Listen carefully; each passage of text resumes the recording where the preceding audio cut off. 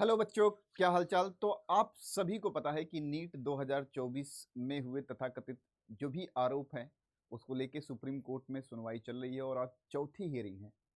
पहले 8 जुलाई, फिर 11 जुलाई, फिर 18, फिर 22।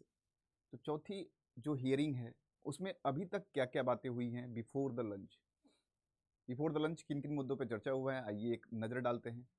तो बिफोर द लंच देखेंगे तो बहुत सारे मुद्दों पे सवाल उठा। उसमें सबसे हाईलाइटेड मुद्दा जो था सीकर का था, जिसमें हमारे यहाँ लर्नेड काउंसिल के द्वारा ये प्रस्तुत किया गया था कि अगर हम टॉप 50 सेंटर्स को लें जहाँ से कि बच्चे 650 नंबर से अधिक नंबर पाए हैं, तो टॉप 50 सेंटर ऑल इंडिया के अगर हम कंसिडर करें तो 38 सेंटर इटसेल्फ केवल सीकर से हैं।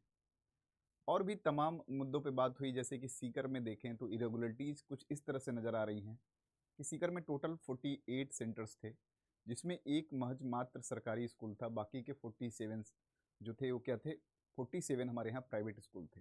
और जो सिटी इंचार्ज होता है इन्हीं प्राइवेट स्कूल के प्रिंसिपल में से होते हैं। तो लर्नेड काउंसिल का कहना था कि अगर प्राइवेट बॉडी एग्जामिनेशन को कंडक्ट कराती है तो हो सकता है कि कोई इन्फ्लुएंस हो इनके ऊपर, जिसकी वजह से इन्होंने कुछ गलत किया हो, जिसकी अवधारणा बन रही है। प्लस बात हुई उस बच्ची की भी जो गुजरात की है। गुजरात की एक बच्ची है जो बेलगामी कर्नाटका में जो पड़ता है वहाँ पे एग्ज़ाम देने गई थी, जो गुजरात बोर्ड के एग्ज़ाम में फेल हो गई, लेकिन नीट में 705 नंबर है।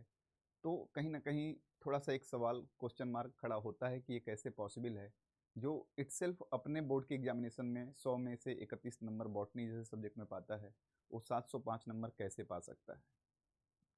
और भी बहुत सारे इरेगुलरिटीज़ को लेके बात हुई, जैसे कि अगर हम बात करें तो हरदयाल पब्लिक स्कूल की बात हुई जो है। प्लस ये भी बात हुई कि जो बच्चे हैं, जैसे कई जगह पे ऐसा हुआ कि जैसे आप सबको पता है, शुरू से हियरिंग सुन रहे हैं आप लोग, कि एसबीआई और केनरा बैंक दो जगह एज ए सिक्योरिटी पेपर रखा होता है। तो पहला जो निर्देश होता है, दिशा निर्देश होता है, उसके हिसाब से करना क्या होता है कि जो एसबीआई में पेपर है उस पेपर को कराया जाता है।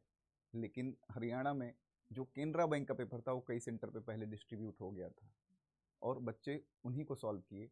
कहीं कहीं पे हुआ क्या, जब पता चलने पे उस पेपर को विड्रा किया गया और विड्रा करने के कंडीशन में कुछ स्कूलों में एक्स्ट्रा टाइम दिया गया और कहीं कहीं पे ग्रेस मार्क्स दिया गया। जैसा कि आप सबको पता है, 568 स्टूडेंट जो थे उनका ग्रेस मार्क दिया गया था, फिर से रीनीट हुआ था। ये तमाम मुद्दे चल रहे थे, अब यही बात चल रही थी। और एक मेन मुद्दा और उतर के आया कि जहाँ पे केनरा के ही एग्जाम को कराया गया, केनरा बैंक से निकले पेपर का ही एग्जाम कराया गया लगभग 3000 कुछ स्टूडेंट का।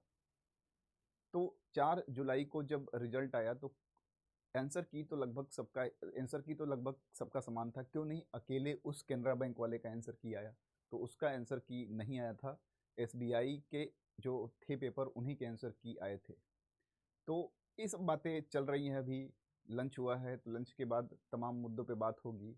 लेकिन कहीं ना कहीं इस हियरिंग को देख के दुख भी लगता है कि जज साहब भी कन्विंस हैं कि पेपर लीक हुआ है।